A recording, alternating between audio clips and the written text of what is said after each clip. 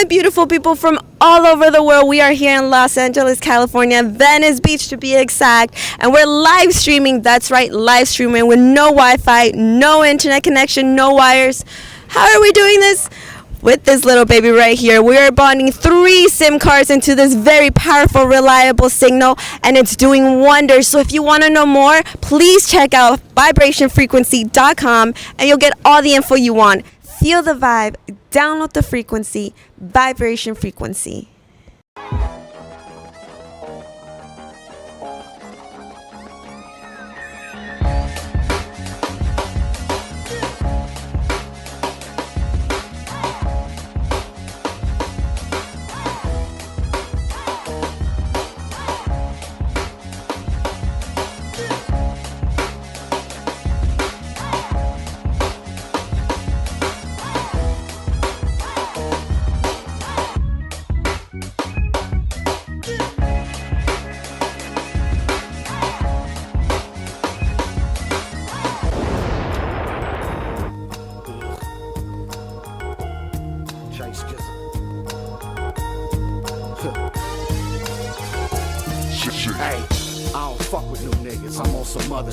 Ladies and gentlemen, the ZoWhat morning show is back in the building.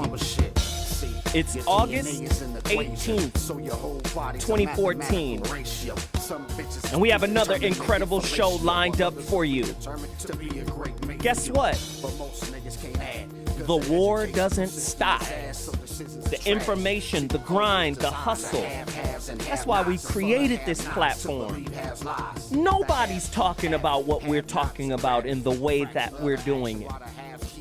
So with that said, let's get right to the community empowerment.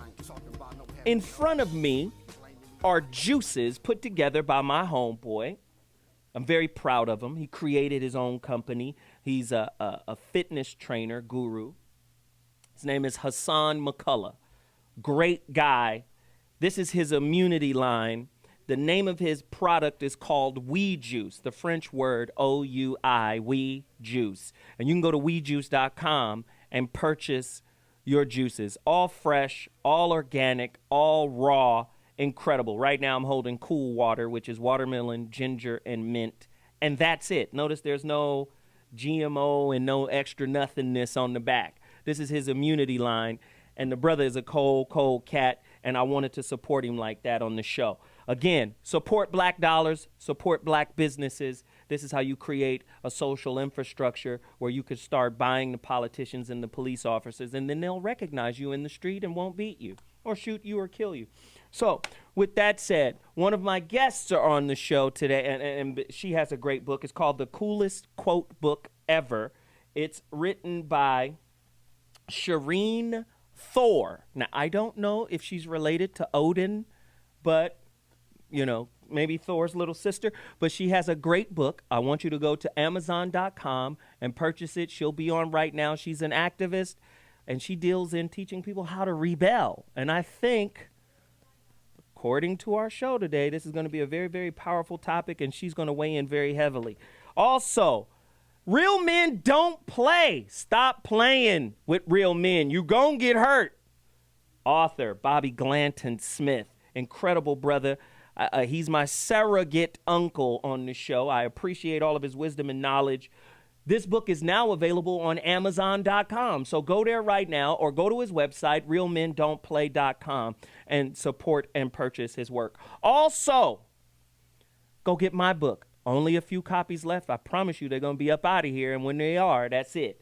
The Rebirth of Seeds. You can get that at IamZoWilliams.com. That is my website, IamZoWilliams.com. Please, please, please continue to support that.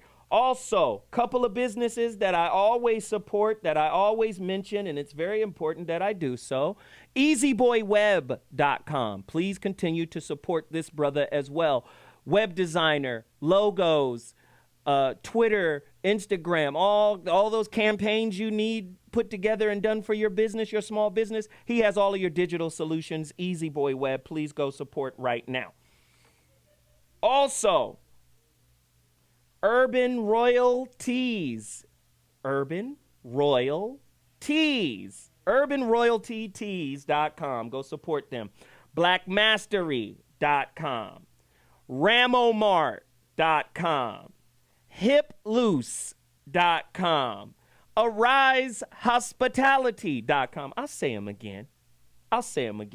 Ramomart. That's Arise Hospitality. That is the Black Office Depot. All Black owned. Office Max, Staples, furniture, pins, stationery. They've got it all. Please support them. hiploose.com. Fashion. These brothers right here are master tailors. You want a tailored suit? Look at that lapel flower get down. That's a whole nother level of classification, pimp. You want to get down? Get down with hiploose.com. Please support their movement. Black-owned tailors, right? I'm going to say them again. Did you put up Ramomart? Let's put up Ramomart real quick. I'm wearing one of the shirts right now. The brother has a lot of really nice things, and guess what? All your orders are now being filled. I appreciate everybody for waiting, and now they're here. They're coming in, so y'all can leave me alone about it. I got more. What else do I have? What else? You know what? I'm not going to promote any more things right now because I'm so excited about today's topic. When I tell you we about to go in, we got great guests. We've got people that's going to weigh in on this. But before we leave, I'm urging you right now, don't play yourself, because that's what this show is about, changing your belief system. Black Mastery as a neurolinguistic program, you got to get it. You got to rewrite the thought process, the software, the program that's running on your black brains. And we're going to attack that today. Go to blackmastery.com. Hook up with Vanessa Conway. She is the author and creator of this. It's amazing, man. Narrated by Iyanla Vanzant, a neurolinguistic program that undoes all of the negative thoughts that black people as a community tend to hold and harbor. So you got to get busy, blackmastery.com. Play the Black Mastery and I'm out. While others are predetermined to just rip shit. Most niggas the former, but I'm the latter. A nanobot from planet Rock, never go.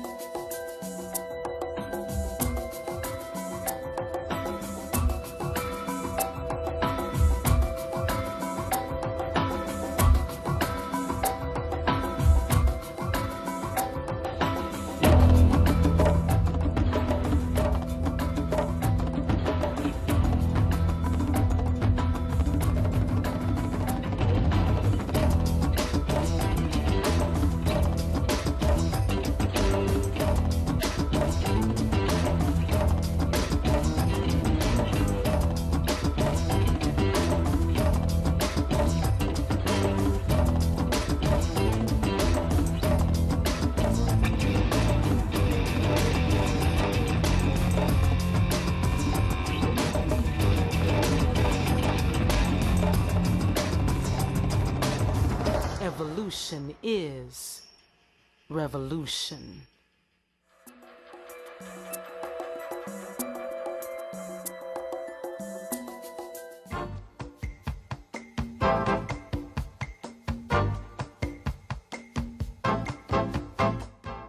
And one of the greatest tragedies in life is getting to the end of your life and looking back and realizing it was mediocre, and it didn't have to be that way. The number one reason is people are unwilling to listen and care about what's important to the other person. But what if you could be someone who dared to care about everybody in your life? When you're in love, smoke gets in your eyes. But when you're anxious, you talk more than you listen. I asked my wife a month ago, I said, I don't know whether to have an affair or buy a motorcycle. And she said, if you have an affair, I'll kill you. If you get the motorcycle, you'll kill yourself. Go with the bike.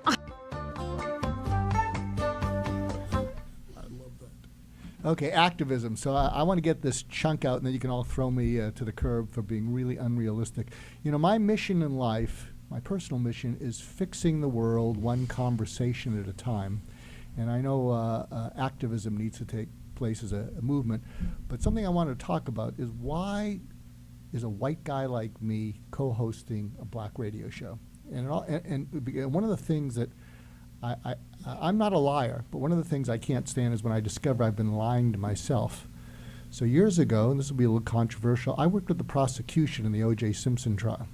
And when the not guilty verdict came in, I went over to one of my black friends and I said, I can't stand this. I can't stand the way the world is stacked against you. And then I realized that you probably have felt that for a while. And he looked me right in the eye and he said, I've never felt anything but that. And it was such an awful feeling. I looked at him, I said, why didn't you tell me it was so bad? This is horrendous. And he looked me straight in the eye and he said, because you didn't want to know. And he was right. And that has haunted me. And so one of the reasons I'm on this show is I need to know. Because I'm not someone who can knowingly lie to himself. And I think if there was a way of us having conversations like that, but you got to find people who are more bothered by being hypocrites than they prefer to be self-righteous. But find those people and then bring them to any cause, because I can't stand lying to myself. So that's my little tip of the day. Wow. Don't lie to yourself. That's the doc's tip. And that takes us to the topic. You know how we do. We like to rattle cages. We like to force people to think we want you uncomfortable. If you're not uncomfortable after this show, we failed, right? We might as well not be on. So with that said, today's topic, Fight Club, the revolutionary activism show. What is the most effective way to affect change in today's American society? And you know me, I've got questions. Activism. Is it a form of terrorism?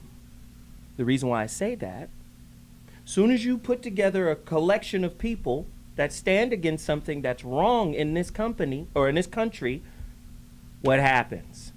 The riot police come out, and we're starting to see an over-militarization of the police force all across the nation, right? And how do they normally deal with peaceful protesters, whether it's students, right? How many times have you seen students just get, maced in the face? We're trying to break this up. Well, they're just marching. When did marching become, a terrorist act? That's how they're dealing with people nowadays. I have questions. True or false? Right? This is going to be crazy. I can't. In today's post-9/11 era, are all forms of activism being seen as an act of homeland terrorism? What is a virtual sit-in? Do you think hacktivism is the new way to be an activist? You saw Anonymous. A lot of people are kind of funny style with Anonymous too. Why? Because the information that they're delivering seems to be not the truth or different than what the official statements are. Remember, they came out with a police officer and his name, but it wasn't the guy that Ferguson came out with. Is it all a ploy? I don't know. What form of activism is the best? Is it letter writing? Is it lobbying? Right? A lot of times you get a lot done if you're a lobbyist, right? What do we need to do in order for the American government to see its population as people? Very interesting questions. We have an august panel that will discuss said questions. Directly across me is one of the smartest, most wise men I've ever met. And so now he is my surrogate uncle. He's old, he's ornery. You thought it was you, huh? But he's intelligent. Bobby G, author of Real Men Don't Play. I swear to God he don't play. Welcome to the show, Bobby. Next guest. I don't even know what to say. Come on, Bobby. Come on. Well, I'm here to represent the Tea Party and Newt Gingrich and Rush Limbaugh today. That's who you here to. Okay. Yes, because the message just didn't seem to resonate with you people. You have no rights because you won't do the things to protect your rights. Bobby, thank you for that little soliloquy. We're going to move on now. Shireen Thor. Holla. She is an author. I highlighted her book, Thor, daughter of Odin. Exactly. Right? I am Thor's daughter. I have a cold. No, she's an author of the book called The Coolest Quote Book Ever, right? And she founded something called Awaken the Rebel, a movement that helps people who feel disenchanted with their lives to stop settling for less and awakening their inner rebellious. I'm all about rebellion. Oh, yeah, baby. That's why we brought you on. Welcome to the show. Thank you so much. Again, the homeboy Hassan McCullough is in the building. He is the one who created WeJuice, WeJuice.com, personal trainer, fitness trainer, nutritionist, the whole nine. Oldie Locks, better known as Whitey Locks, is in the building right now. Dr. Mark Goulston, author of Just Listen and Real Influence. Yes, hold it up. That's right, because you didn't. I'm sorry. I've just been doing it for 2 years. I'm sorry, Jesus. we tokens got to mind ourselves. I'm sorry. Very disrespectful. Hey. And, of course, the intellectual irritant, comedian extraordinaire, all-around real cat, Geoff Brown in What's the up? building. What's up? How you feeling, player? And if you haven't recognized her yet, You know, as soon as What? I saw her, I started hopping on one leg. I don't get starstruck often, dude. Don't make me hop Oh, after my you. God. Killed it. Ladies and gentlemen, I mean, if you don't know, you just don't know. I don't know where you've been. I mean, she's been all in the heat of the night. My mother, before she passed, she never missed Texas Walker, Ranger, Walker, Texas Ranger. and In the Heat of the In Night. the heat of the night. I'm not missing none of that. Virgil Tibbs. You understand? And me as a young guy in Living Color, right? Come on, man. She's brilliant. I'm gonna get you, sucker. Oh, my God. Destroyed it. Destroyed it. Just destroyed it. Destroyed it. Legendary actress. We're gonna give her all the love she deserves. And also, she was a 4-term VP at SAG. Oh, yeah, that's right. So she about her business now. Please understand. Without further ado, damn it, Anne-Marie Johnson is in the building. All right. It's about to get nuts. Oh no! And then Corey Holcomb showed up. Is that Corey? Did he Jesus just stick his Christ! head It's down? gonna turn the corner real quick up in here this evening. There goes Let the me ask you neighborhood. all That's this right. question: would police brutality and police malconduct be lessened, right, if the nation's police force and military were forced through this creation of a Mike Brown law, forced to wear police body cameras? No. Would it all change or no? I think Here we go, Lisa. Okay. Let's go. Well, first of all, I'm biased because my father was LAPD. Ah, So I'm a cop's kid. I have a different perspective. I lived it. And he was an officer when it was not advantageous for African Americans to be police officers. So, Still isn't. well, let me tell you from experience, here we go. it's a lot better now than it could have ever been when my father was police. He was one of the first to integrate squad cars and no one wanted to ride with him. So, I have a different take on what's going on. I know you asked a specific question. Would there be less abuse of power if officers or first responders or peace officers were told, or if it was mandated that they wear cameras and recording equipment? Yes, I think you'd see a lessening of the abuse. I think you'd see a higher level of accountability. But I think it's a deeper question. I think, and I know we're going to get to it because we were talking about it in the green room. We all need to talk about our accountability and what we do as citizens and as human beings, according to the doctor. And I agree with you. It is much deeper than the surface, obviously. Geoff Brown. I tend to agree with about 85% of that, which is I don't think that the victim's behavior has anything to do with the protocol of the individual in charge of the victim. I don't give a shit what I did. If I just got through ass raping 5-year-olds, if I don't have a gun, you're not supposed to shoot me in the fucking eye. That's okay. That's it. I don't care what I did. Okay. You know what I think black people want? We just want you to treat us like rich, fat, white guys. If you could just do that, because I've never seen a rich, fat, white guy pulled out of his M5 and sat on the curb in a $1,500 suit. I was driving an M5 in a $1,500 suit and got pulled out and sat on a goddamn curb, and I was 3 blocks from my home. So the fat white guys don't go through that. If we could just all get the same rights as the dudes on the dollar bills, that's not going to happen. I got to say something. You know, with the current technology, what if people who lived in places where they get abused and misused, what if you there are pens available. You can put it in your pocket. And what if it was tape and stream, meaning as soon as you're there, it streams, as opposed to someone ripping it out of your pocket before you upload it or download it. I think if you, there's a saying. Dr. Evil, what are you doing? No, there's a saying: sunlight is the greatest disinfectant. One of the Supreme Court judges said that. And so, with this technology, I mean, people, you're not allowed to tape people, but the point is, if you have nothing to hide, you have nothing to fear. But imagine that it's just in your pocket. I think they're even available now for less than $100. So, whenever you feel like you're in danger of something. How do you turn it on in the presence of a cop bearing down on you with a gun?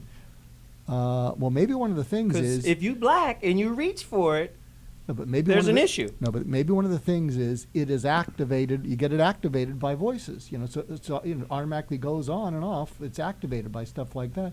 But the point is, if it's just recording it and then it streams it immediately, then let the jury of public opinion take care of that. Let Loki's sister speak. Recorded Rodney King. Even when things are recorded, the jury did speak, and the police were exonerated until it went to a civil rights federal law. I think this is not about recording. This is not about what you caught on tape, who shot John. We need to have an honest conversation about the systematic and institutionalized level of racism that we all have to own up to. All of us have to own up to. And this country still refuses to have an honest conversation. Even amongst African Americans, we don't have an honest conversation about racism. Well, let's ask that honest question. With 2 minutes, right. Let's ask that honest question then. Who's more responsible for the stereotype? Because I believe police officers don't police people, they police stereotypes. We are responsible Right? for our stereotypes. Right? Should we not take some responsibility Yes. for the perpetuation of the stereotype? Yes. Go ahead, Geoff. I think stereotypes. While I'm talking. I'm sorry. I think stereotypes are just used actually to weaken you, and there are some truth to. Okay, let me put it out there. I own my stereotypes. Yes, I love chicken. I love watermelon. I am and the seeds. Yes, I am working with the government right now to come up with a watermelon and chicken flavored smoothie with just the right amount of crack in it, so I'm never late, even if my fat white girlfriend won't help me jumpstart my Cadillac. I don't give a shit about how you look at me. It is not about that, okay? The honest conversation we want to have will never happen because it gets back to why Dr. King was really killed, which was for coming to get that money. This all gets back to that money. If we really start getting into this, and I have to start treating you like me, well, where's that slippery slope in? Because eventually it's going to get back to 40 acres and a mule, and I'm not giving you that shit. Right. So, yeah, that's that. Well, let's do conversation this. never happened. We're about to take a quick break, but before we go, what is the most effective form of activism today? Marching, social media, conventional media, i.e. radio, television, civil unrest, the court system? I think civil unrest is kind of cute right now. Right? Somebody holla at us. 855-878. Hey, civil unrest? 4652. We'll be back in a second. ZoWhat? Beefing with niggas. I know it's more to life than getting high and drinking liquor. I know it's more to life than scheming and plotting.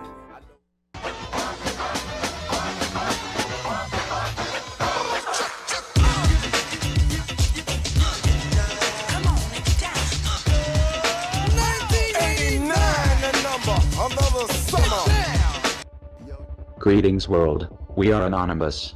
On August 9th in Ferguson, Missouri, the 17-year-old and unarmed Mike Brown was shot several times and killed by an officer of the Ferguson Police Department. His body was left to lie in a pool of blood in the sweltering heat for hours while 15 police departments militarized the area against protesters, sealed the roads leading to Ferguson in a vain attempt to prevent protesters from reaching the city. The police has clearly crossed a line in the sand. For this reason, Anonymous will not be satisfied this time, as we have in the past, with simply obtaining justice for this young man and his family. Anonymous demands that the congressional representatives and senators from Missouri introduce legislation entitled Mike Brown's Law, that will set strict national standards for police conduct and misbehavior in the USA. To the good people of Ferguson, take heart, and take your streets. You are not alone. We will support you in every way possible. Occupy every square inch of your city.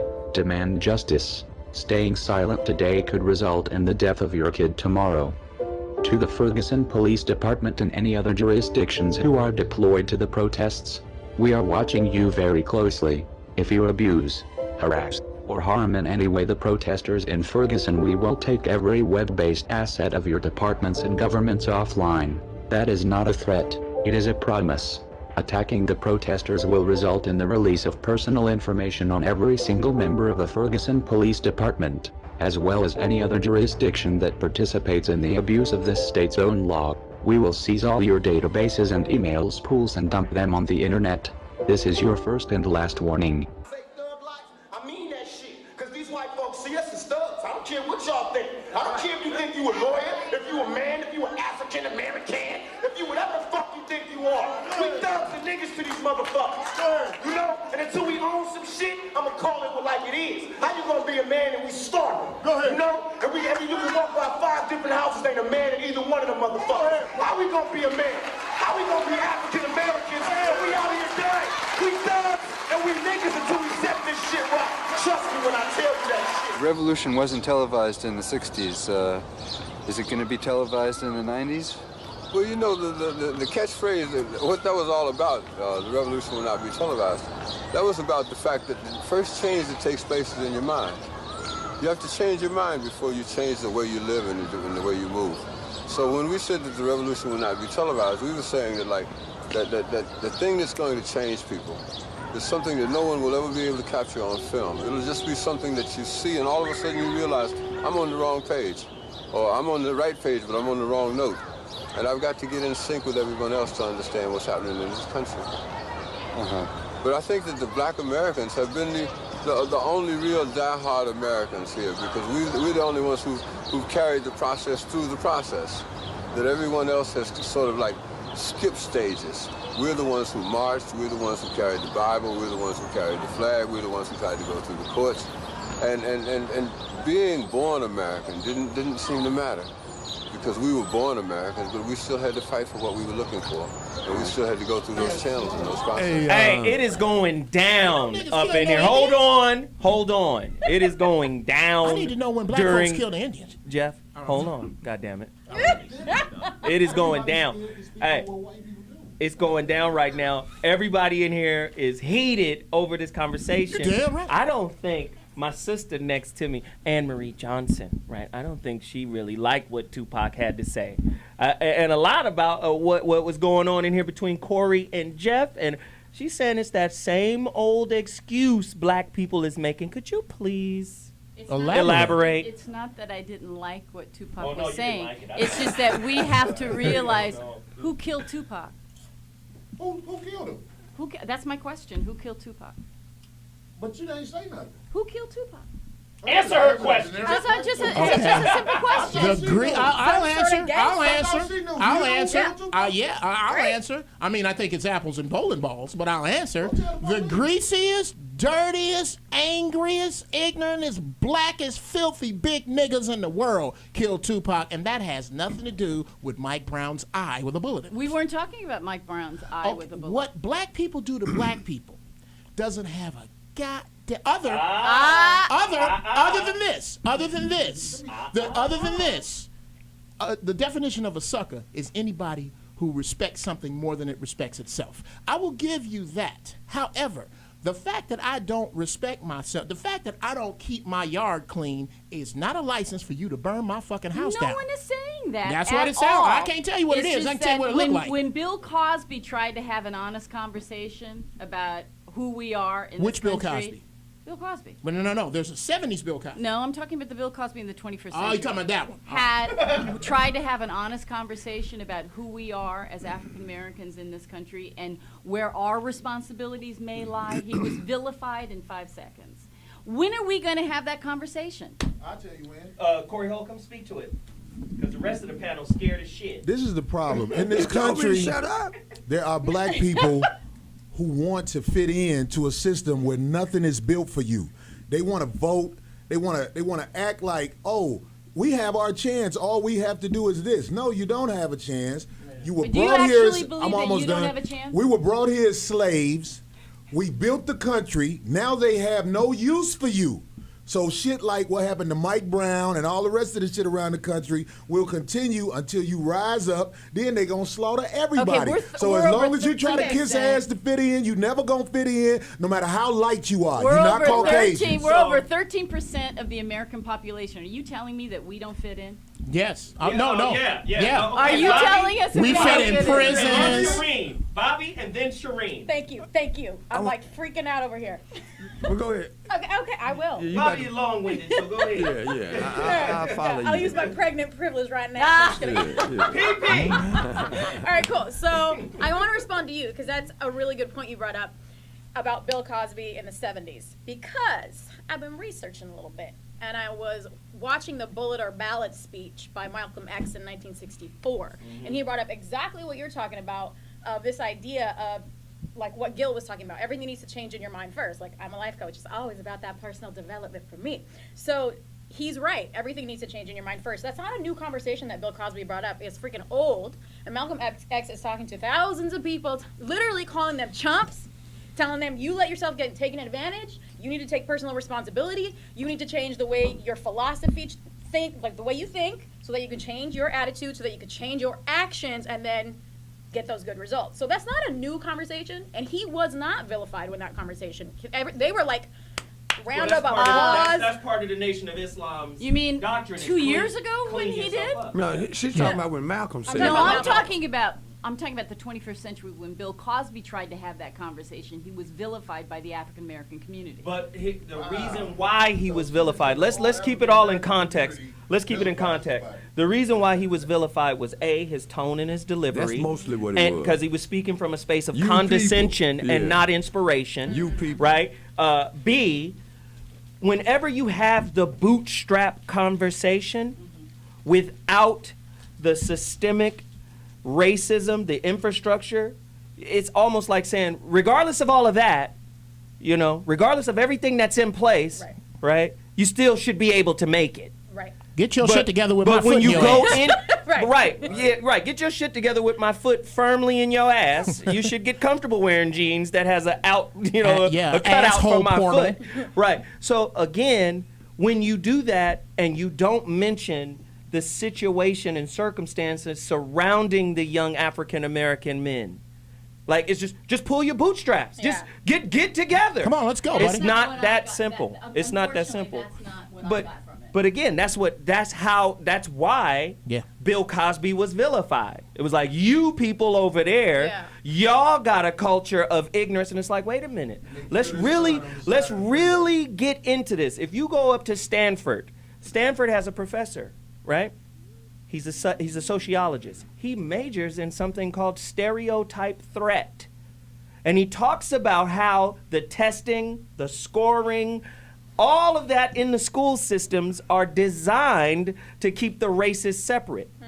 There is a study out that says when white 17-year-olds graduate versus black 17-year-olds when they graduate from high school, the whites have a 4-year gap in advancement on blacks in reading. And that's just on how the damn books are structured, how the work is structured. So stereotype threat, what does that mean? In the information, if there is any negative disparaging of my people, or I'm not in the educational curriculum, there is an insecurity that's inbuilt in the learning. Stereotype threat. And they said this is across not just high school, not just elementary, but on into college, whether it's Harvard or wherever. So let's not have the bootstrap conversation without that counterpiece. Yeah, I agree with you.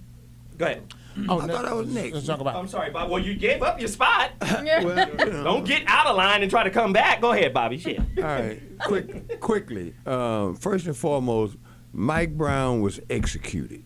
And I think there's a lot of factors involved in that do need to be discussed separately, because we can't enjoin those two conversations, because the boy was executed by a policeman that was unprofessional. Yeah. He was racially guided by that action, because he would never do that to people in another community that he lives in, because he's policing the area he doesn't know anything about anyway and care anything about. So what goes on in these contained areas, and that's what black communities have become, contained areas where the same laws do not apply. Right. Now, with that point being made, I have to be honest and say what led up to that, I want to take some responsibility for that, my generation, because Mike Brown was supposed to learn that you don't take nothing from somebody that's not yours. Not just him, a whole generation of young black kids have this notion that you can take what you want. And it's up to my generation and preceding generations to communicate that message, irregardless of what's happening outside of our community. That's how we should be treating each other, with a certain level of respect. That's why it's two different conversations. And you gotta have one straight away. And the first thing they need to do right now is arrest that policeman for murdering that boy, period. Really, that's the truth. Because Dr. G and then Geoff. Run out of time. Just go ahead. Okay, go to brownlist.com. Brownlist.com. It's a site that's going to explode in the next few months. Really what it is you can bring any problem to the site as long as you attach a solution to it. You cannot bring a problem unless it has a solution, and then it crowdsources solutions. So if you want to offer better solutions to that problem, you can, but the whole idea is no problems without a solution, and I think it's a reaction to people not taking any personal responsibility for anything, but it's a great concept. Brownlist.com. Good stuff. We're going to take a quick break. When we come back, more questions on this topic. It's a very important topic. How do we affect change? I don't think we can affect change through activism until we are personally accountable. I think that's what's being laid out here. We'll be back at 2.2. ZoWhat Morning Show. Holla! That's the last place you see me. Old ways resurrected. Neighborhood need protection. Brotherhood is disconnected. Black schools are too neglected. Hard for us to understand. They underhand. We so religious. Generations we conditioned how to cope with being a victim. Self-hatred, feminism. Listen to the criticism. Telling us to pray and have faith in the judicial system. Saddened by the looting that has taken place. The anger shown is being directed towards the wrong source of the problem. Your local Quick Trip or your Foot Locker store did not cause the death of Mike Brown. The robbing and looting of local black business by young black minorities will not avenge Mike Brown. Do not become the reason to cover bringing justice for young Michael Brown. Keep the streets peaceful, resistant, and engage in powerful civil disobedience. Looting will not bring any justice. To the Ferguson Police Department and any other jurisdictions who are deployed to the protests, this is your warning. We are watching you very closely. If you abuse, harass, or harm the protesters in Ferguson, we will take every web-based asset of your departments and federal agencies offline. That is certainly not a hollow threat, but it is a promise.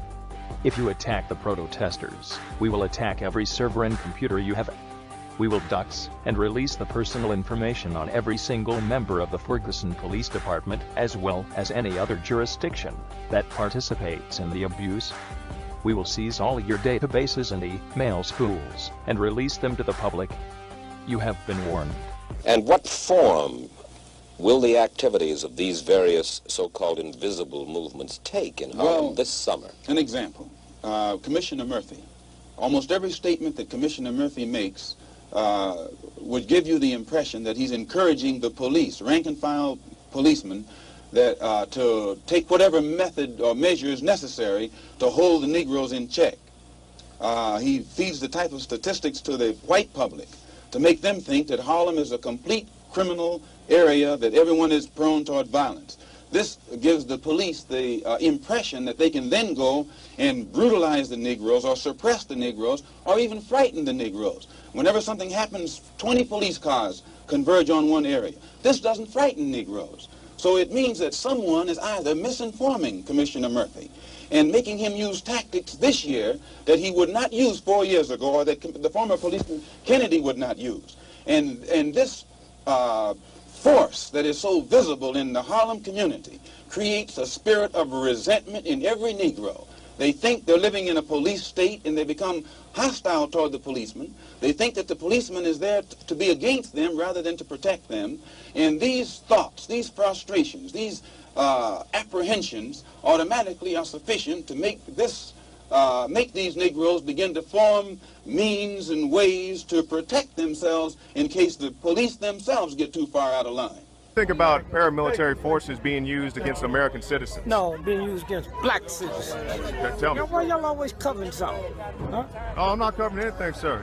I'm just asking the... And when they slapped them white reporters, that's when this changed. Not nothing we've done. Huh? When they slapped them white reporters, the president came on his vacation. He said, no. Huh? The governor came down here. Yes, sir. Then they sent somebody in that looked like them with a smile on his face. Huh? And they know they can treat us like that and get away from it because they do it all the time. Wow. Dr. G? Dr. G has a question. I got an urgent question that only a white guy can ask. On my way to the restroom, I noticed that Dr. Phil is filming next door, and they have lots of boxes of donuts in the corridor. You think if a white guy stole one of them, I could get away with it? No. They wouldn't even know you stole it. Well, I think I could do that. Yeah, you could. Of course, they wouldn't even ask you about it. Oh, you're older Jewish gentleman in glasses. You look like a producer. Right. Hassan, you speak to us, Hassan. Okay. So, you guys know me as a juicer and stuff like that. I don't really create a lot of animosity, but I was raised Muslim. My father was in the Nation of Islam, so one thing I think about with everybody, black people are known as entertainers for everybody. We're not really known as inventors or people that really do stuff to inspire the world. We just entertain people, athletes, actors. That's what we're really known for. We're not known for anything else, even though we have done other stuff. Right. But we're not known for that. So, and the history is rich in us doing other stuff, but it's not highlighted. Right. So we're not important for doing all these other things, but entertaining people. So we're not that important for a lot of people. So you're saying there's just an overall low value placed on black people around the world. That's how we're perceived, and that's the truth. We're perceived like that. It shouldn't matter. If you're Shaq, you're an athlete, you're cool. But if you're trying to that's a good point. Make a company, they won't put you on TV. It's not the same. You don't do business, Negro. This is entrepreneur talk right You here. just buy from businesses. Can you take off from the free throw line? But it shouldn't matter. It shouldn't matter. It shouldn't matter to us. No. It should matter to exactly. us. And that's all I'm talking about. It should matter to us. That's all I'm talking about. It shouldn't matter. I don't care how you view me. I don't care how you see me or what you think of me. It's what I think of myself. The problem is there are a lot of black people that do care. They want to be accepted by their master, and they will not stop until their master pats them on the head and said, you know what, you're just like me. Their whole life is set up to try and fit in a system that's not going to let them fit in. And Anne Marie doesn't agree. He brings up a good point, though. I'm just going to jump on. He brings up a good point, and it kind of is piggybacking off of what you were saying earlier. Of, Thank you, can't- sexy pregnant girl. No problem, boo. I got you. You can't really address this idea because I think Malcolm X and all of us are right. You have to change your mind first, all that good stuff, personal revolution before you can make any kind of real change. And I think you brought up a really poignant point earlier, which is the systemization of racism. The sort of subpar quality that is given in educational systems and everything that's kind of up against them as it is. And you bring up a really interesting point of forgive me, I am pregnant and hormones make you slow. But you're a little dull today. Blame it on the baby. Yeah. What's the guy's excuse? Right. Well, Being slow.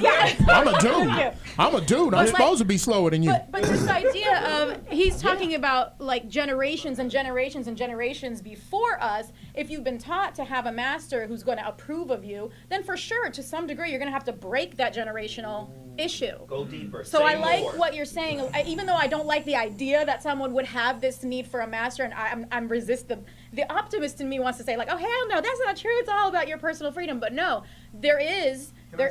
Go. Do you have? Yeah, go for it. All you have to do is watch how black people conduct themselves around white people, and then you know everything you need to know about that black person.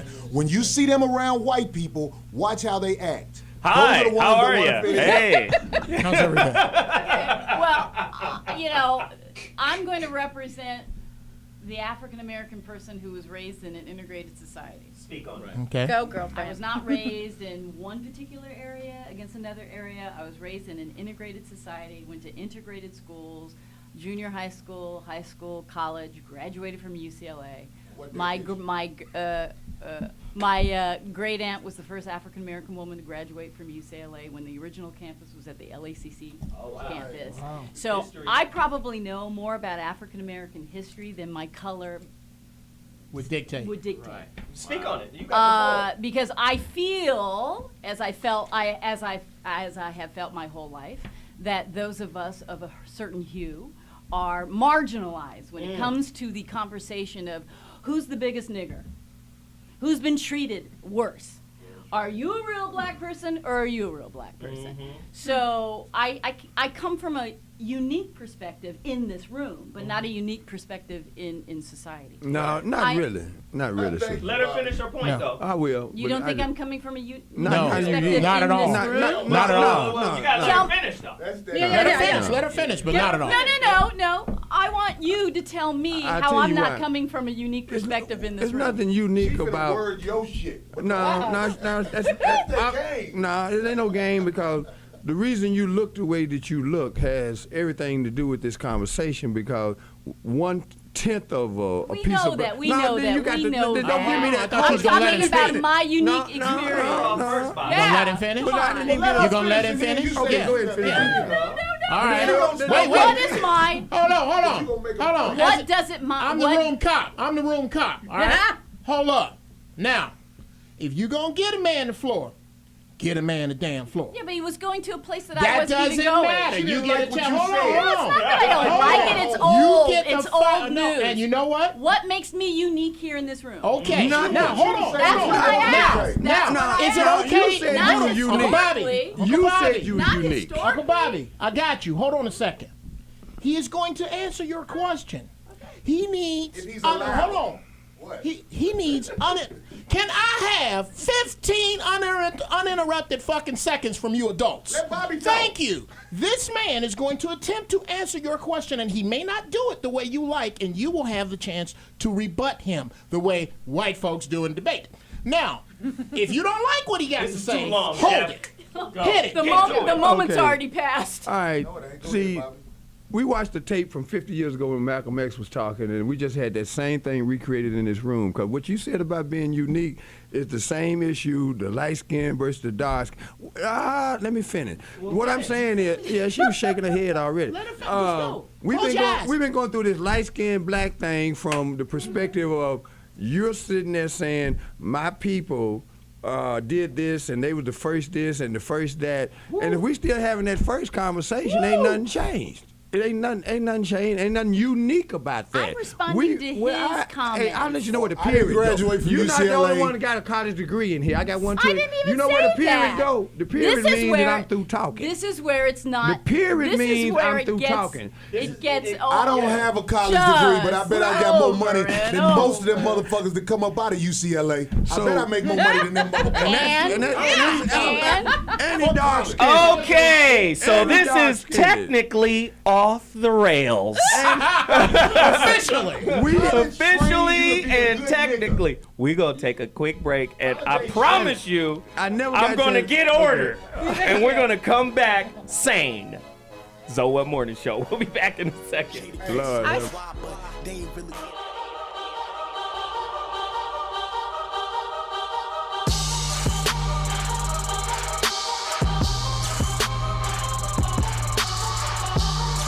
Oh my God, how he has a rap career is beyond me. I don't get it. And he takes his shirt off. Oh my God, he looks like 50 pounds of chewed Tootsie Rolls with his. All right. Now, you are in white fashion. You know white boys always leave the house like they finna help somebody move. Enlist and defend the horrible hoes. There are some horrible people. And what you need to do is start policing your own.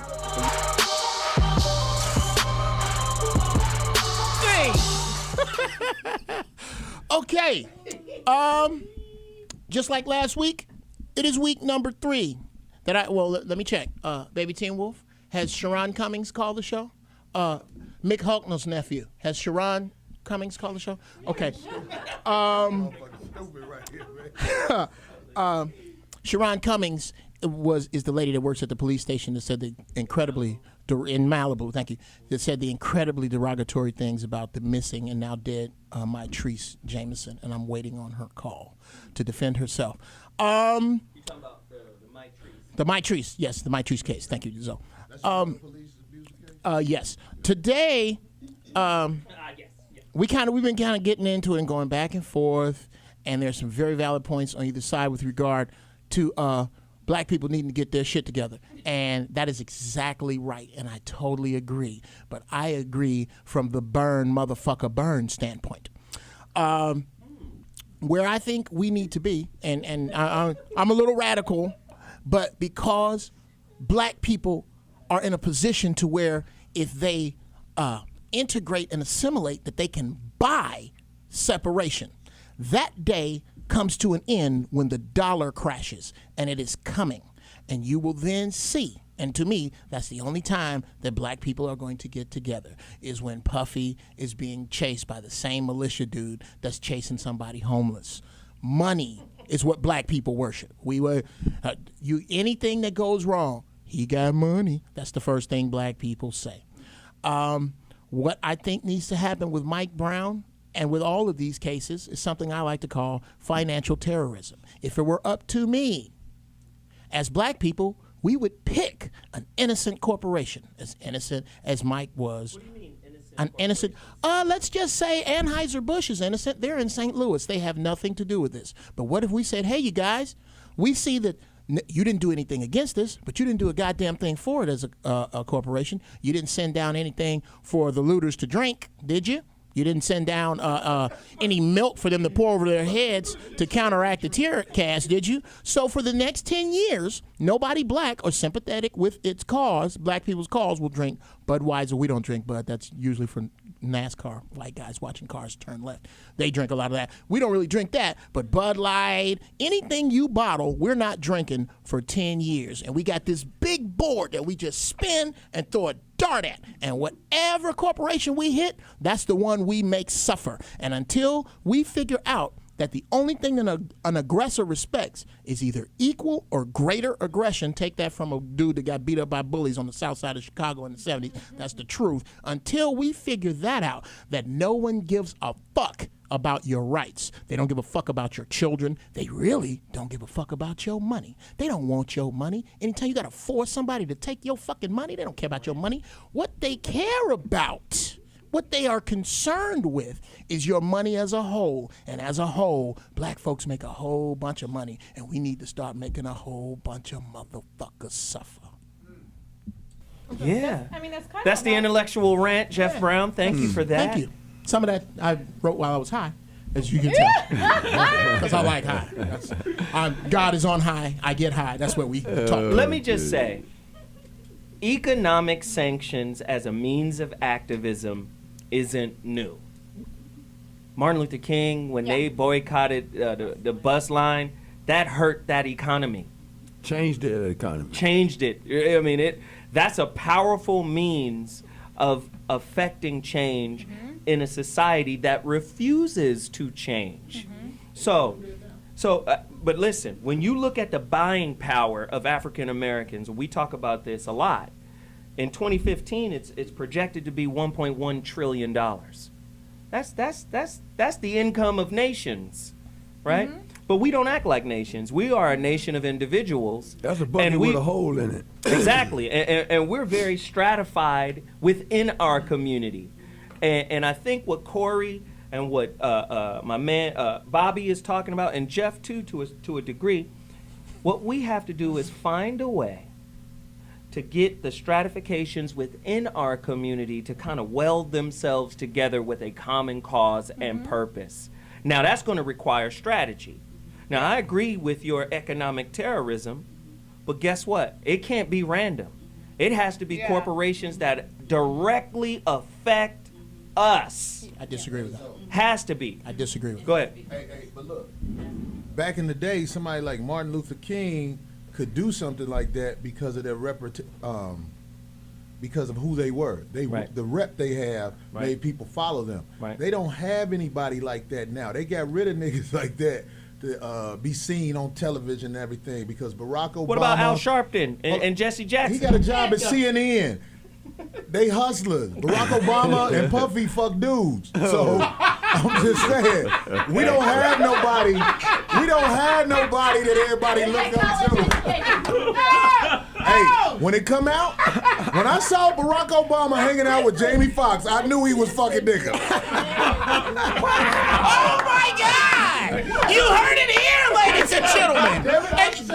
And I didn't see it. This was not Geoff Brown. It's my boy. It's my ace, Corey Holcomb. When I saw Barack Obama hanging out with Jamie Foxx, I say that nigga. Oh, hanging out. I thought you said making out. Did anybody else hear making out? I thought I heard making out. Hey, listen, I got one. Bobby.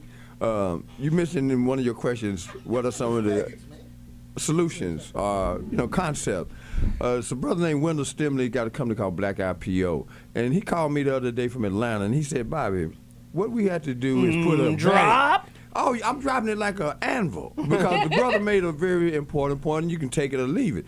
He said, until we put a value, economic, monetary value on a black life, we can't go and get the money that the families do. I think that's working backwards. No, listen to this. Because life is priceless, whether it's black, white, or whatever. It's priceless. That's untrue. It is. If you say, priceless. That's not if true. you take this man's life, it's going to cost X dollars. somebody some money. Yeah. That's a different conversation Absolutely. than priceless. No, I get what you're saying. You're talking about, I get what you're saying. That's punitive damages. You're talking about making somebody pay a price. But at the end of the day, somebody.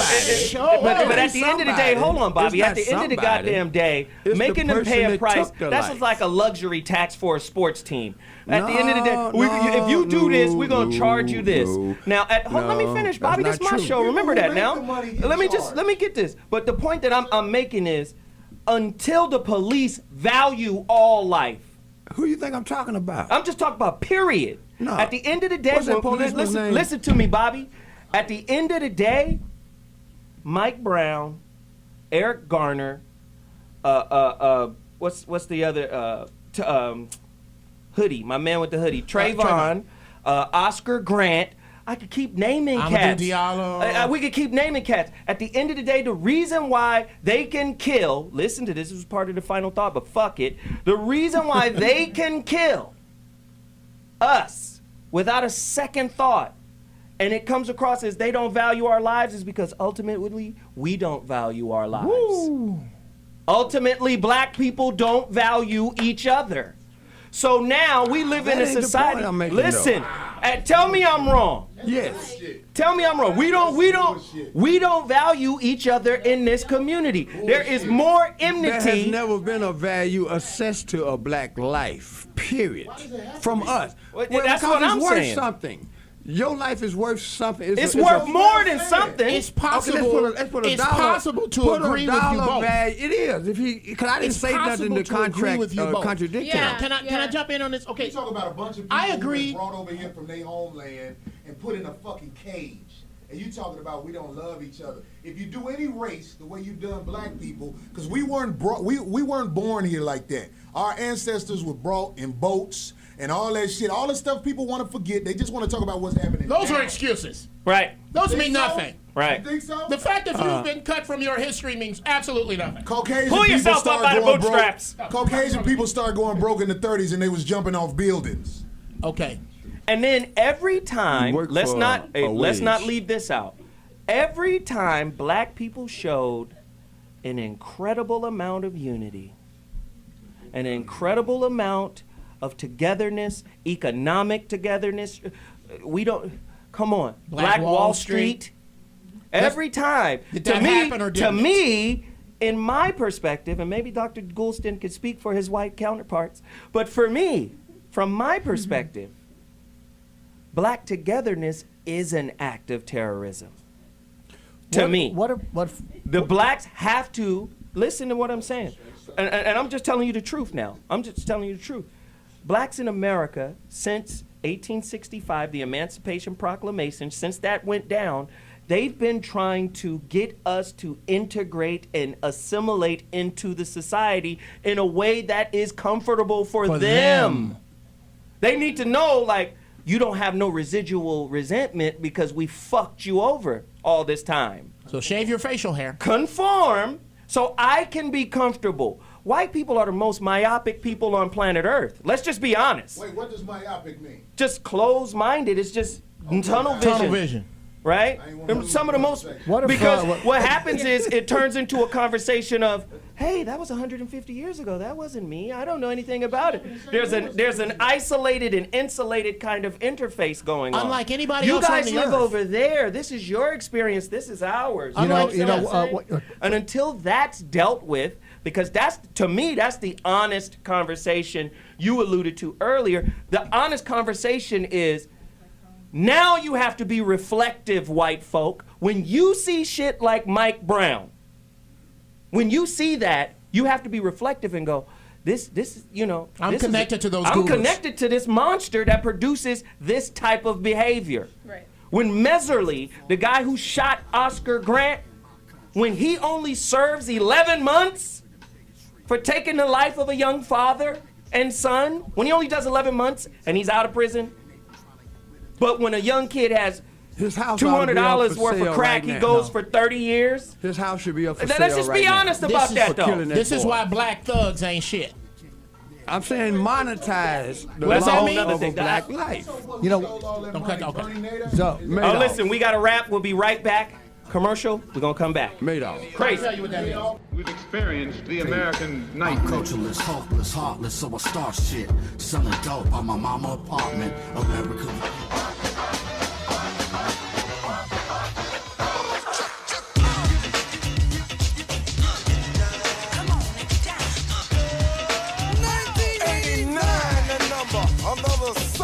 To shed blood. In the book of Revelations, he is called the blood shedder. He has no reason to shed it, he just loves it. Well, I have all these trophies on my wall. Look, see? What did the animal do to you?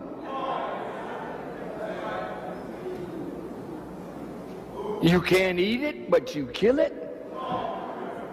Just to be killing for sport? When you run out of animals, you run into niggas? His own against students who had a far better formal education than he. I'm saying you talking about me about some draft, and all of you white boys are breaking your neck to get to Switzerland and Canada and London. I'm not going to help nobody get something my Negroes don't have. If I'm going to die, I'll die now, right here fighting you. if I'm gonna die, you my enemy. My enemies are white people, not Viet Congs or Chinese or Japanese. You my opposer when I want freedom. You my opposer when I want justice. You my opposer when I want equality. You won't even stand up for me in America for my religious beliefs, and you want me to go somewhere and fight, but you won't even stand up for me here at home. You reach in slowly. Take it out. Get your license. Name, rank, and serial number. You give it to her. We have reason to suspect that you've been involved in a rape in Central Park. We have reason to believe that you so-and-so, so-and-so, and such and such. Don't you start talking. That's right. That's right. That's right. You don't say nothing. That's right. Because when he reads you Miranda, is that what they call it? Yes, sir. You had a right to remain silent, buddy. Anything you say might be held against you in the court of law. That cracker, and anything you don't say might be held against you. So you know anything you say is going to be held against you. You don't say nothing. No information on nothing. Where you coming from? Sir, am I under arrest? Wow. 3 very powerful speakers. Listen, that last one, of course, very dynamic brother. Brother Khalid. Khalid Muhammad, man. He was saying, that last little piece, he was explaining that this is how young black men should interface with police, right? And he was simply saying, your ID serves as your rank and file, and you don't give them no more information other than that, unless you're being arrested or something. He was saying you have to deal with the police as if you're a soldier behind enemy lines. And that's why he called the ID, the identification card, your rank and file. You give them your name and your rank and file. And if you haven't done anything, you stick to the laws of the land, which is if you're not going to arrest me, I get to move on. You get, give me my. But again, Corey mentioned this. Corey mentioned this too before. You guys, this is what a lot of people are starting to see now. We're American. We're free. No. What you thought was freedom is now starting to be, it's been being recontextualized since 9/11. So you got to remember that Constitution stuff, a lot of these people are speaking, we're Americans and we're things done changed. Dr. G? I got to say something, because some of what we talked about is white guys and white people focused on, they have a certain financial myopia. And so in the white business community, they're always talking about quarterly results. They're not talking about what a company actually does. We're going to get quarterly results. So something that could start today, and if it's, hurting the innocent, so they'll get a taste of it. If every black person starting today refused to go to a Walmart for a quarter, to a Walmart. Now, Walmart might say, well, we're more innocent than other people. We love you, niggers. We've got your favorite crackers. No, but if Walmart said, well, they're far more evil companies than us, well, then, a lot of black people can say there's far more evil people than us. But I think if for one quarter, black people did not go to Walmart. Power. Because, shut Walmart down. no, but what would happen is it would get They'd every... have to unionize. They'd have to stop would, raping the people in China. Well, the key, Vietnam, no, but the key thing... buy American-only products. It would ripple effect like a mug. The key thing is it would be a focused effort, and it would gain attention, and I think blacks would say, wow, this really had an effect, because the eyes... We got juice. Because the eyes of the world... We got juice. Because Walmart, I think Walmart's the biggest company in the world. So it's the dollar. That's a great point. Who would what? Hey, Corey Holcomb just made a great point. He said, who would set that up? I said, who would set that up? That's a good because idea, Doc. Everybody who's allowed, underline the word allowed, everybody who's allowed to be in the public eye has passed the, we approve of this nigga check. Every nigga on TV, when I watch CNN, that's true. I am but so wait a minute. embarrassed. Hold on. Hold on. Everybody. I'm confused. All of Jesus's people. Hold on. Jesus people. Hold on. Okay, then I can talk.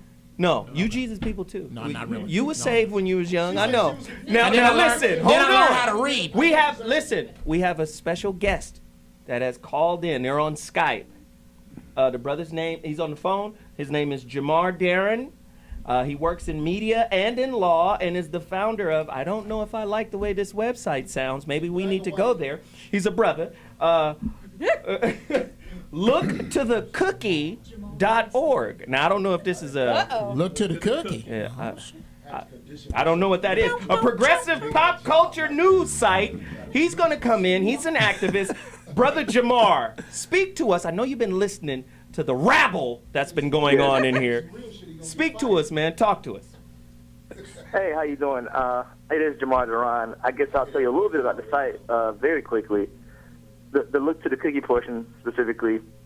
That is a Seinfeld reference. I don't know if you know the episode about the eating the black and white cookie. Are you there? Yeah, we're listening. Okay. About eating the black and white cookie and racial harmony and all that sort of thing. At the time when I started the website, I was dating a white woman, and that was it was kind of a joke of our relationship, so it was a play on that. Like, the two of us were in law school, we were all about activism and racial issues and gender issues, and that's where the name came from. Of course, I'm no longer with her, but I kept the name, and that's just the beginning of the site. What happened? Well, speak to us about what we've been talking about regarding activism, especially as it pertains to the latest black, dead, young teenager or just black male that's been killed by police. Speak to us about activism and how we can do something that is strategic, that is constructive, and more importantly, that is effective with regards to what's going on in America today. That is a really powerful question. It's something I deal with and think about a lot. That's kind of what I've been dealing with for the last few years. And the effective part is interesting, and also just getting people to do anything. I am, I guess, basically the start of the millennial generation, and I've had a lot of, I don't want to say fights, but just kind of a back and forth about should we be marching, should we be sitting in boycotting, should we be on our phones, be on Twitter. A lot of people feel like that's kind of passive activism. But actually, I do feel like the social media reaches a lot of people. It is what we do. If I go to dinner, all 20 of us are looking at our phones and our tablets the whole time. And we'll see what happens there before we see something that happens right in front of us. So just to get attention and get the message out, you do need to use all those outlets. But I do think the Twitter and the Facebook and whatever it is, that's going to reach more people. Now, beyond that, my struggle as far as to actually get people to do stuff, some of these things, like right now we got the Ice Bucket Challenge, that could work in these movements. But to actually get your brother, your friend, your cousin, your next-door neighbor to do these things, I don't know what that takes. I do think that overall, if I have the time to go on, the problem is, and I'm sure other people have said this, is that America, all of us, not just white, not cops, black, we don't really value black life. We don't get it. We don't see us as equals. And when I say we, I don't necessarily mean me or you. And that's the issue. That is the main issue, is making us human, making us equal, showing people that we are not this thing that the statistics and the news and things will portray us as. Well, brother, let me just say, man, I appreciate the information you've shared with us. You're more than welcome to hang on the line with us, and if you have something to say to us, I will come back to you. I want to throw some of the comments that he said, that he laid out. Is it cool if to I the jump panel. up? Is it, Sure, Thor. Let's go. Handle it. Well, Yeah, Corey is Corey really. is Corey is always trying to respond to what everybody's saying. Okay, So, Miss Thor. we're a little done with Corey for a hot minute. Okay, So, Miss okay. Thor, please. We're never done with Corey. Yeah, that's true. You are pretty entertaining. I'm not gonna lie. Okay, so Hysterical. Corey brought up a point that, like, if we're gonna do this whole for a quarter, let's not go to Walmart and make the black voice heard by using this financial drive that the white man has. Right. He said, well, who the hell is going to do that? And I agree, there needs to be leadership, there needs to be unity, there has to be a focus and a strategy among a mass of down. people for this to happen. However, what's different now is you don't need Al Sharpton. You can Thank the bust Lord. out on Twitter. You can There you bust go. out on social media. Yeah. The Egyptian revolution, you're talking to Egyptian right here, okay? Happened because of Facebook. So now things are different. It's different now. Our voices can be heard because you're a person, not because you're a person of power or finances or any of that. So Great to point. me, I agree with you, there needs to be leadership, but I believe one of us could decide to head it up. Like, he brought up a great point with that Ice Bucket Challenge. That shit is everywhere. Right. Everywhere. Greg About Lurie at nothing. the Harvest Yeah. Crusade The was only doing reason that on his head in front of thousands of people last night. Are you kidding? I'm listening to Kiss FM and freaking, what's his face? The host is like, I'm gonna do the ice bucket challenge. I'm gonna nominate you, Alan Kay. It's easier to pour a bucket over your head of ice than it is to say, I can't shop at Walmart. I don't want to shop at Walmart, but I'm only making $16,000 a year. So what? It's easy for us to Seriously, say. no. When it comes to So you're saying there's lazy activists out there? They can go to Target. They can go to Costco. We just pointed out one single thing. May I? The reason I said guys Okay, like maybe Barack Obama And I've and never shopped Puffy, in Walmart, nor will I ever. Good for you. Because they're union busters. These women promised they would not do any cross-talking during the breaks. They're the- liars. That's it. man. Go ahead, Geoff. We learned from Corey. Okay, these are women. You talking about promises women make in conversation? Are you serious? Go ahead, Geoff. You're not married, are you? Okay. I don't disagree with Corey often, but I do now. And I'm kind of on your side. I also disagree. That's because you paid for, nigga. Go ahead, Geoff. That's why I shaved my mustache today. Who's the Jewish leader? Show of hands if anybody knows the one Jew that the rest of the Jews wait to get Mark's down with. face says, don't say Jewish in that tone. That's hilarious. Who's a Japanese leader? Who's a Japanese leader? Right. Okay, who's a Chinese leader other than maybe Jackie Chan or Bruce Lee? Show of hands. Who's the there isn't You one. done pissed everybody. Why? Because they are connected to their history on a get down that says when this happens, So you're saying that their community is the leader? Yes. You don't fuck with one Jew. I fuck It's with that. impossible. It is impossible to fuck with one Jew. It's impossible to fuck with one Mexican. You can't. You're fucking with them all. All of them. It's easy to fuck with one. Can you just say messing with them? No, I like fuck. Okay. You can't. We can't get together enough to go. You know what? There go them niggas from 88. Pow, pow, pow, pow, pow, pow. That's what I was trying to say. What I was trying to say is the television has basically found a way to make every black man who has something to say one Aggressive, who won't be on negative, television. yeah. Simple as that. He will not be seen. So the leaders that we know about or the people we look up to are people, that's why I said Barack Obama and Puffy. They were put there on purpose because they are the weak. But I feel Bobby, Yeah. and then Hassan. Okay, quickly. And then we're going to break. The good news is these new platforms have superseded traditional modes of communication. yeah. Right. Young people don't even watch the news. Yeah, that's Okay. true. Today? No, one day I made a tweet. I made a tweet about Barack Obama, and the people from Twitter got in touch with me and basically threatened me. I might still have it. Well, here's the Please problem. let us see that. All right, now, all right, Hey, they wrap threaten it, you, and then we gotta go to break. They threaten you, but they couldn't shut you down because there's more. They can and Oh, they they can't. can shut you down now. They can and they can't. They can limit certain conversation, but they can't silence your voice because you go out every week, Corey. You go out every week and you reach thousands and thousands of people. Real quickly, the good news. Not quick enough. The music. The You can't good hear the news music. is I there are can. too many forms of communication for us not to be able to impact the economy by spreading that message. We're not Right, shopping right, here. right, Stop. right. And No, we that's can a reach good more point. people now than we ever could in That's a the good point. history of this country. We'll be back at 2.2. ZoWhat is off the rails right now. God damn it, activism!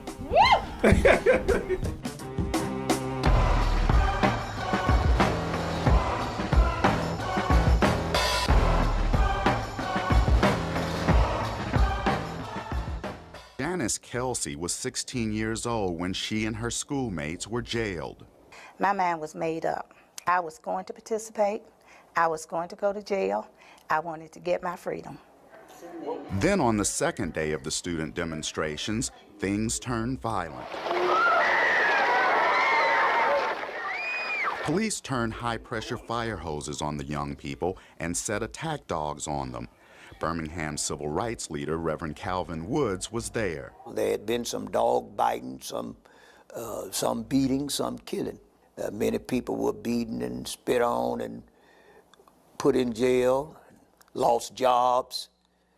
But those were minor things compared to what we felt we had to do. The brutal crackdown was widely televised, and images of the event were seen around the world.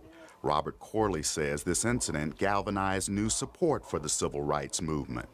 It was really that children's crusade that really turned the tide, because it did serve the goal of filling up the jails and forcing the white community to come to the table with King and negotiate some sort of settlement.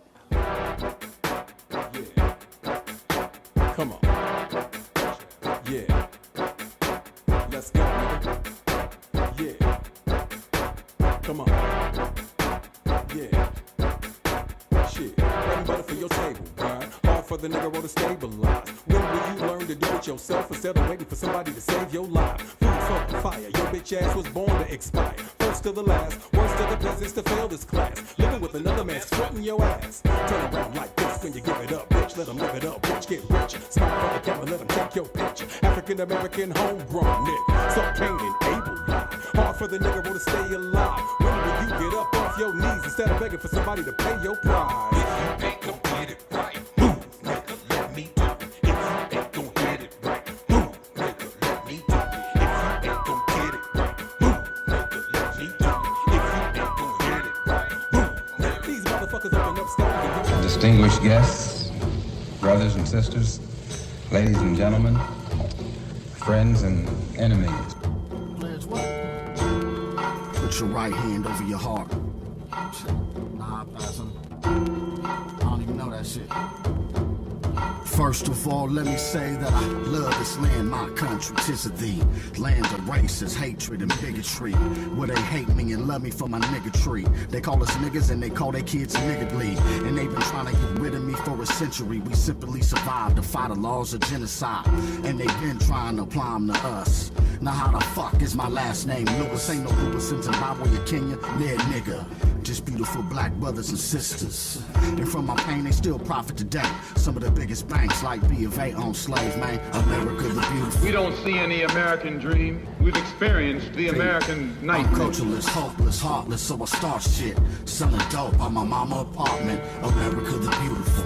If you go to jail, so what? If you're black, you were born in jail. The teachers, police, and judge call me a nigga while they kids bump my shit and act like witnesses. Yeah, shoot a nigga don't get no time, but shoot a dog is front page headlines. The ones beat a nigga senseless get a pension, but the homie can't get out of jail cause what he mentioned.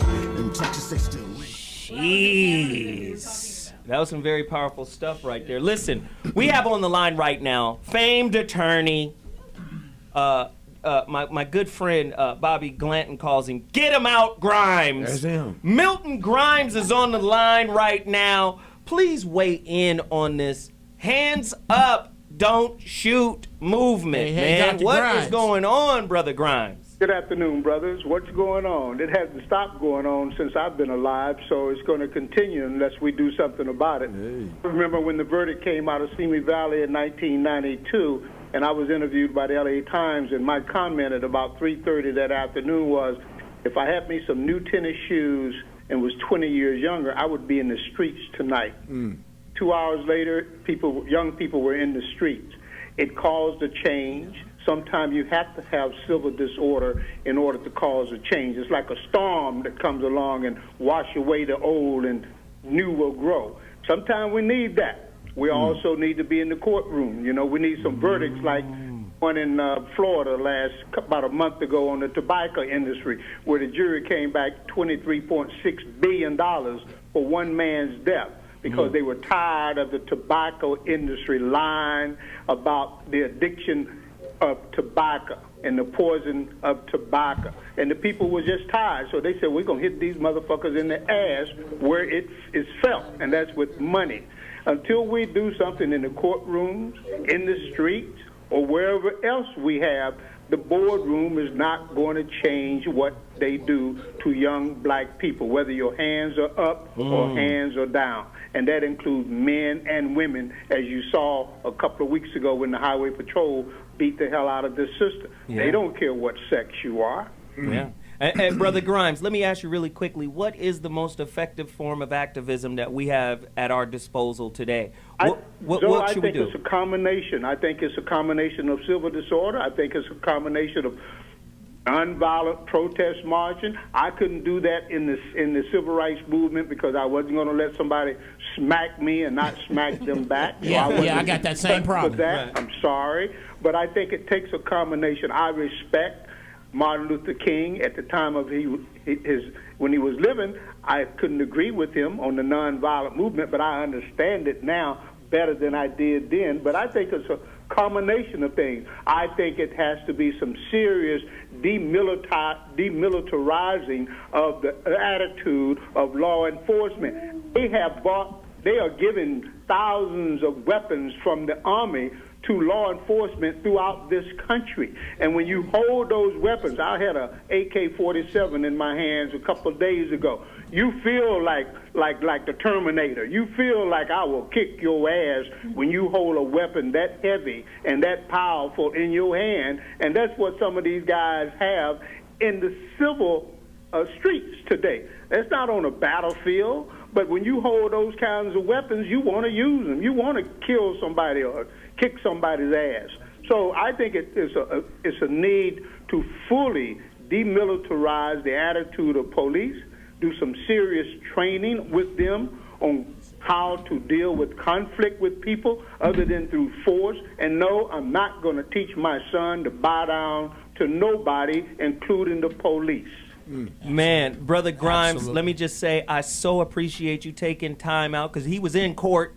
He got to go back to court. I so appreciate you taking time out, sharing that information. It changed the game for us today. And we'll be seeing you soon, right? Okay, bro. Anytime, man. All right, brother. Thank you again. All right, y'all. Get him out. Get him out, Grimes. Get him out, Grimes, ladies and gentlemen. And again, he says something that's powerful. Yeah, don't you recognize that this is a battle of ideas? The black highway patrol chief that they put in charge of talking to the cats, Johnson, right? Ron Johnson. Do you know how he addressed those people? He addressed them as one of them, like he's us, right? He's family. But he also addressed it from a police perspective that dealt strictly with stereotypes. He used his own son. He said, I have a son. As to say, that could have been my boy. Yeah. He explained. He has tattoos, and he wears his hat to the side. So I got to go have that conversation with my boy. Why? Because as police officers, they're trained to see the stereotype. Trayvon Martin was a stereotype. A hoodie is a stereotype. If he's wearing a hoodie, he's a hood. So Will Smith puts on a hoodie, and the Miami Heat put on hoodies, and all kind of white people put on hoodies to say, no. So when Grimes is saying we have to demilitarize the mindset of the police, that's getting into social stereotypes. All black men are whatever, quote unquote, right? Black while driving, remember that? All of these things are still in place, and they're systemic with regards to how we interface. We're interfacing with ideas, not people. Go ahead. I think we all disagree to some degree on how that demilitarizing should take place. I hear the word boycott. I hear the word sanction, and those don't quite get to where I'm going. I'm saying punish and cripple.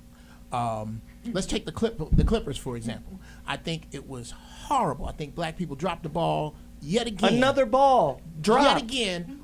When they forced the NBA to take sanctions and make this dude sell his company. Never should have happened. What should have happened is that black players should have said, once my contract is out, none of us will play for or against the Clippers. Ever! Ever. We're going to watch your games on purpose. And when you go to commercial, every one of those products, black people who are, and people of other colors sympathetic with this cause. But this goes back to Corey's point. This goes back to Corey's point. Corey's point is niggas just want to fit in and just live a nice little comfortable life. I didn't say that. But that's what it is. Most niggas, What I was trying to say...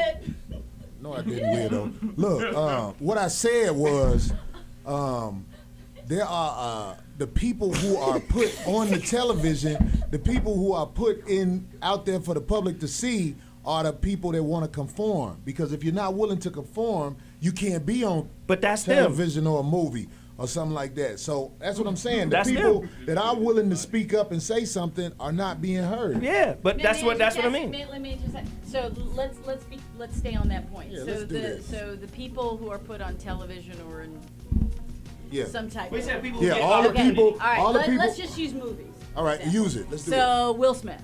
Okay, boom. You got a movie. Bust this out. Then how would you characterize Let me say this. tens of thousands of African Americans who are the second largest ticket buyers in America for going to see a Will Smith film? And we gonna answer that. You gonna answer that on the break. When we come back. Dude, we out of time. That's all I'm telling you. God damn it. Put some headphones on, Corey.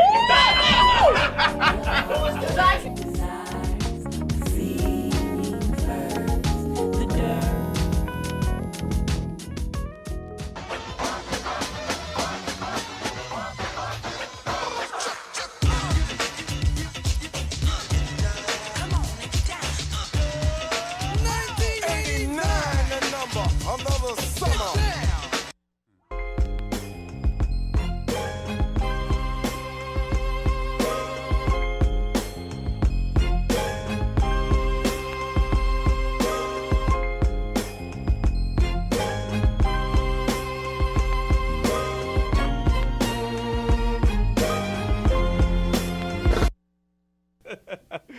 Oh, damn. V for Vendetta, niggas.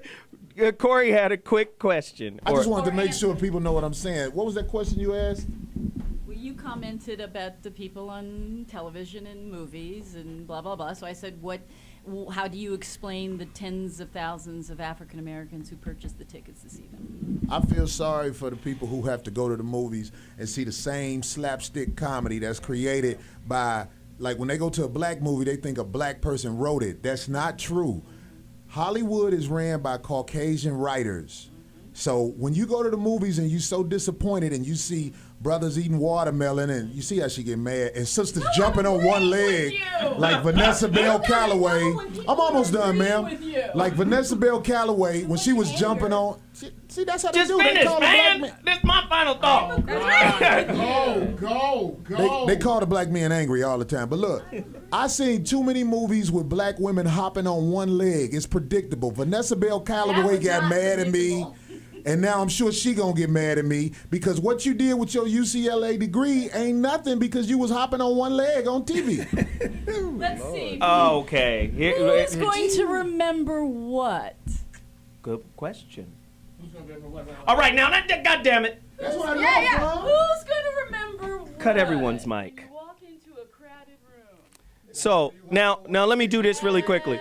Hey, let me... Let's look you up on IMDb. Let me do this real quickly. Oh God, here we go. Let me do this. Yes. Really quickly, there is a nationwide protest. Blackout Monday, September 8th, 2014. We will not participate or we will not patronize any business that is not black owned and operated. This means do not spend any money in person or online. Blackout Monday, September 8th, 2014. Walmart, Kmart, BJ, Sam's Clubs, Costco, Home Depot, Lowe's,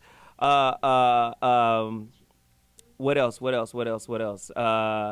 Shell, BP, gas stations. Now remember a few years back, before there was a tragedy, it was Farrakhan who initially called for us to take one day to where we don't purchase anything, and nobody really got on board with him on that. And this was a few years after he did the Million Man March. He said, "Listen, we gotta really show them the power of our dollar by taking it out of their system." But a lot of people don't want to do that because we, like you said something about lazy and apathy. There's, that's in our society. This is what I'm gonna say too. D.L. Hughley posted something on Facebook. He said, "This is a message to Iggy Azalea, Miley Cyrus, and Justin Bieber." He said, "Y'all awful quiet right now." He said, "Everybody wants to be black until it's actually time to be black." So I acknowledge that. We actually are the farm system for creativity for the entertainment industry, and everybody gets to be like us until it's really time to live and walk in our shoes. So that was a great point on that. To Obama, are you really your brother's keeper? because he signed the Your Brother's Keeper Act. And to speak to what Corey and Bobby and Geoff and all of the brothers in here speak on a lot, they ask us to be a certain way. They want a certain type of Negro, male, without dealing with our underlying issues. They want us to shape up, pull up by the bootstraps, get right, and get in alignment with a system that really doesn't value us. It's unfair to ask us to integrate into a system that has no value for us. That's unfair. That's wrong. Because men, if we're really men, like Bobby writes, real men don't play. If we real men, we're going to notice that you don't give two shakes of a fat rat's ass about us, and we're going to resist. Now, our woman may not, because she likes her high heels and her job and her freedom and her education. She likes that, and she don't mind playing the game that they have. But what happens is that ultimate pressure comes back to us in her demands of us. You have to acknowledge the plight we're living in order to say this is who you need to be or this is what you should be doing. And then my final thought on this is Bloods and Crips should return to their revolutionary roots. The Bloods and Crips started off as offshoots of the Black Panthers. Community resistance and progress is what a Crip means. Right? And the Bloodstones, and you should return to your revolutionary roots and go back. Like Grimes said, civil disobedience, but it has to be strategic, right? It can't be looting and burning shit down. It has to be strategic. Can you imagine if every African American in America lined up and said, we're about to just descend on Los Angeles? The police force ain't big enough to deal with us. They not big enough to deal with us. Everybody in America said, we meeting in Los Angeles. We want questions answered.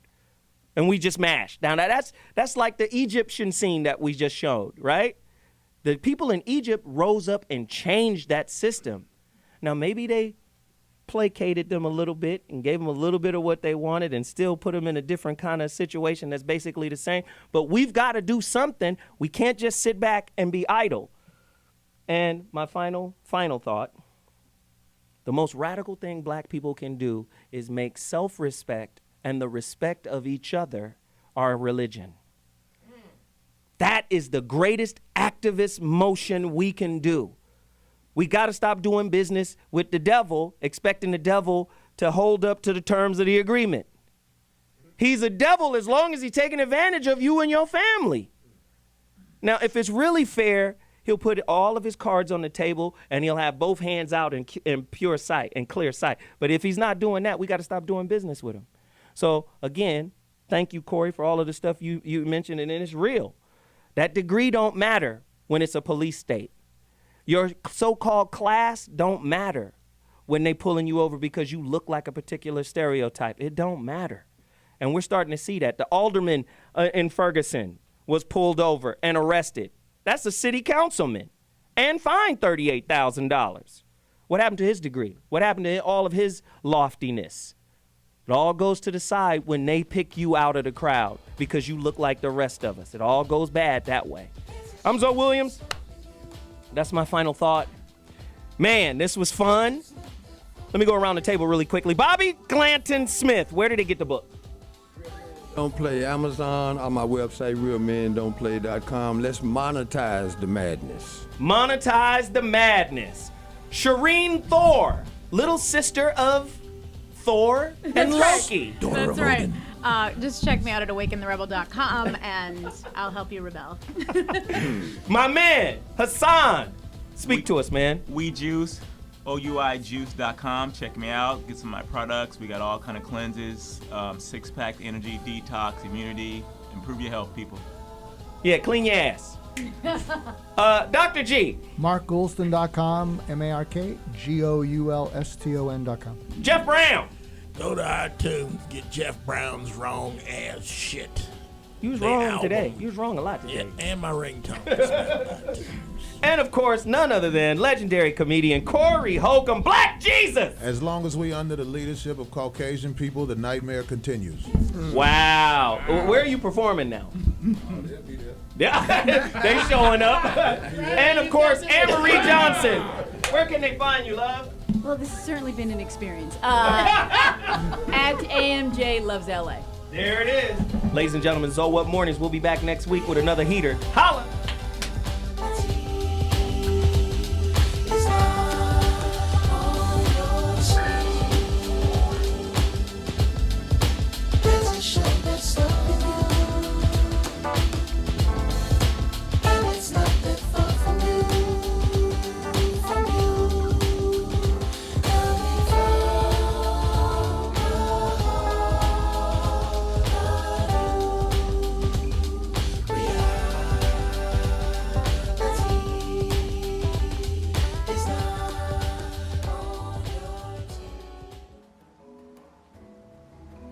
You are watching T-Radio Me, Radio and TV.